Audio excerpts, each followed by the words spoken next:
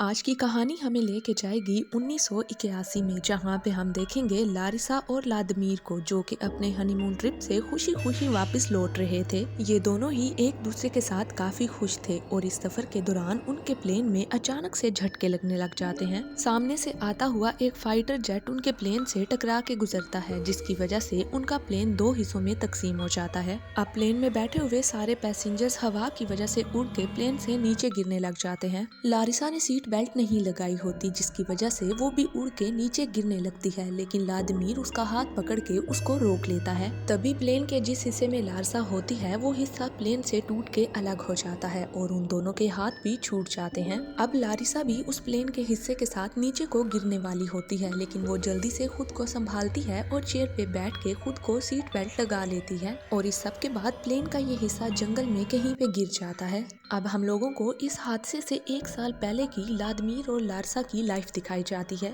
लादमीर Larissa को लेने के लिए एयरपोर्ट जाता है। एयरपोर्ट से लेने के बाद ये दोनों लारिसा का बर्थडे सेलिब्रेट करने के लिए लारिसा की मनपसंद जगह पे पहुंच जाते हैं। वहाँ पे लारिसा लादमीर को बताती है कि वो कॉलेज में फेल हो चुकी है और इस बात से वो काफी परेशान थी, तो वो अब जीना ही नहीं चाहती। और फिर लादमीर लारिसा को समझाता है तो लारिसा उसकी बात समझ जाती है। इसके बाद लादमीर लारिसा को उसके घर पे ड्रॉप कर देता है। लारिसा के मॉम एंड डैड भी लादमीर को काफी पसंद करते थे। इसके बाद रात को लारिसा की मॉम उसको समझाती हैं कि वो एक और कॉलेज में एडमिशन ले ले, और वहीं दूसरी ओर लादमीर की मॉम लारिसा को बिल्कुल भी पसंद नहीं करती और लादमीर तो लारिसा से शादी करने के लिए ठान चुका होता है। अगले ही दिन लादमीर लारिसा को प्रपोज कर देता है, जिसपे लारिसा हाँ बोल देती है और फिर ये दोनों शादी करके लादमीर की दादी के घर में शिफ्ट हो जाते हैं। शादी के बाद ये दोनों एक दूसरे के साथ काफी खुश थे और फिर कुछ दिन बाद लादमीर लारिसा के मॉम एंड डैड को अपने हनीमून ट्रिप पे जाने के बारे में बताता है। और फिर हमें हादसे के बाद का सीन दिखाया जाता है, जहाँ पे लारिसा प्लेन के मलबे के नीचे होश में आ चुकी थी। लारिसा की टांग में लोहे की रोड फंस जाती है, जिसकी वजह से उसको काफी तकलीफ होती है और फिर वो खुद ही उस लोहे की रोड को खींच के अपनी टांग में से बाहर निकालती है, जिसकी वजह से उसका काफी ज्यादा खून बह जाता है।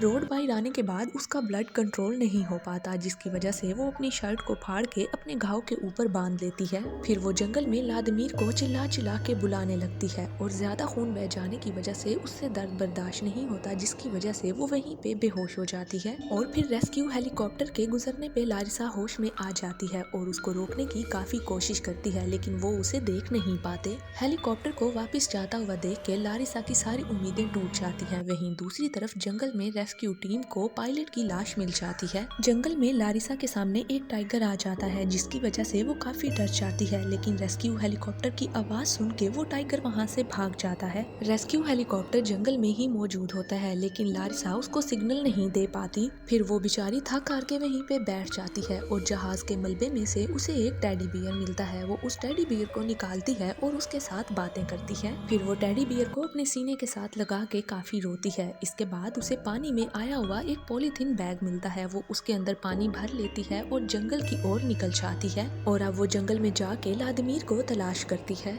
जंगल में थोड़ा आगे जाने पे वो एक दलदल में गिर के फंस जाती है और फिर वो एक पेड़ को खींच के बहुत ही मुश्किल से अपने आप को उस दलदल से बाहर निकालती है और फिर वो अपने पुराने पलों को याद करते हुए आगे बढ़ना शुरू कर देती है और ऊंचाई पे चढ़ते ही वो ऊंचाई से नीचे गिर जाती है, लेकिन फिर भी वो हिम्मत नहीं हारती और रींग के आगे बढ़ने लग जाती है। लादमीर को ढूंढते हुए अब उसे नदी पार करनी थी और नदी के दूसरे ओर उसे प्लेन का दूसरा हिस्सा नजर आ जाता है। वो जैसे कैसे करके उस ठंडे पानी को भी पार कर लेती है और फिर वो नदी पार करके प्लेन के मलबे तक पहुंच जाती है। ठंड बढ़ने की वजह से लारिसा पॉलीथीन बैग में अपने सर को लपेट के वहीं पे सो जाती है और सोने के बाद उसे पेड़ पे लादमीर का बैग लटका हुआ दिखाई देता है और उस बैग में उसे लादमीर की बनाई गई ड्राइंग्स मिलती हैं, जो कि लादमीर ने उसी के लिए बनाई थी। उन ड्राइंग्स को देख के वो अपने हनीमून के अच्छे पलों को याद करने लग जाती है। अब वहाँ पे बारिश शुरू हो जाती है। लारिसा जल्दी से अपने घाव की पट्टी को चेंज करती है और लादमीर को ढूंढने के लिए आगे बढ़ती है और आगे बढ़ते ही उसे थोड़ी दूर पे लादमीर बैठा हुआ दिखाई देता है। लारिसा जल्दी से उसके पास पहुँच के उसे गले लगा के रोने लग जाती है। लारिसा को ये एहसास होता है कि जैसे लादमीर भी उसके साथ बातें कर रहा है। वो अपने बैग में से जल्दी से रिंग निकालती है और उसको पहना देती है और लादमीर भी उसे कहता है कि मैं अब तुम्हें कभी भी छोड़ के नहीं जाऊंगा। और फिर तेज बारिश में उसे हेलीकॉप्टर की आवाज सुनाई देती है, जिसकी वजह से वो उठ के देखती है तो हम क्या देखते हैं कि लादमीर लादमीर तो पहले से ही मरा हुआ था और अब वो चीख चीख के रोने लग जाती है और इतने में वहाँ पे रेस्क्यू टीम का हेलीकॉप्टर भी आ जाता है। तभी लारसा फ्लेयर गन से रेस्क्यू टीम को सिग्नल देती है और रेस्क्यू टीम भी उस तक पहुँच जाती है और आखिरकार लारिसा को हेलीकॉप्टर में बिठा लिया जाता है। हेलीकॉप्टर में बैठने के बाद जब वो विंडो से नीचे देखती है तो लादमीर की याद में उसकी आंखों से आंसू बहने लग जाते हैं और फिर वो उसी विंडो से लादमीर को आखिरी गुड बाय बोलती है और उसे ये फील हो रहा था कि लादमीर भी उसको आखिरी गुड बाय बोल रहा है। और फिर लारिसा को उस जंगल से बाहर ले जाया जाता है। मूवी के लास्ट पे हमें लारिसा और लादमीर की कुछ रियल फोटोज दिखाई जाती हैं और फिर हमें असली लारिसा भी स्क्रीन पे दिखाई जाती है जो कि अपनी और लादमीर की कहानी बयान करते हुए रोने लग जाती है। लारिसा रोते हुए बताती है कि लादमीर के बाद उसने बहुत ही मुश्किल से अपने आप को संभाला और इसी के साथ ये रियल स्टोरी यहीं पे एंड हो जाती है।